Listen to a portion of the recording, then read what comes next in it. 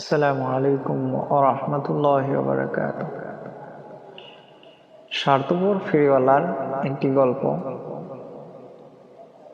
একজন স্বার্থপর ফেরিওয়ালা একবার একজন মানুষ দেবতা হারমিসের কাঠ থেকে কাদামাটি তৈরি করে বিক্রি করার জন্য বাজারে নিয়ে আসে, কিন্তু মূর্তি বিক্রি হয়নি, কেউ কিনেনি।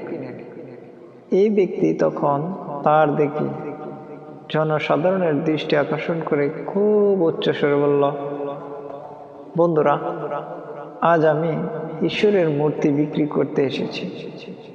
তিনি সর্বকালের সকল মানুষের কল্যাণ, সবার কষ্ট দূর করে সম্পদ আনুন।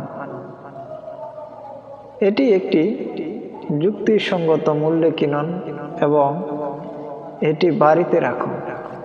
এটি আপনার সকলের উপকার করবে। হঠাৎ একজন পথচারী এই কথা শুনে বলল, যদি তাই হয় তাহলে এই মূর্তি বিক্রি করতে আনলে কেন? বাড়িতে বিক্রি না করে রাখলে বুদ্ধিমান কাজ করতেন। এই মূর্তিটির সাহায্যে আপনি অনেক উপকৃত হতেন। এটি ভালো হতো। মূর্তি বিক্রেতা উত্তর দিলেন, ভাই, আমার নগদ টাকা দরকার এবং এটি সংগ্রহ করতে অনেক সময় লাগে। বিক্রি করার উপায় কি?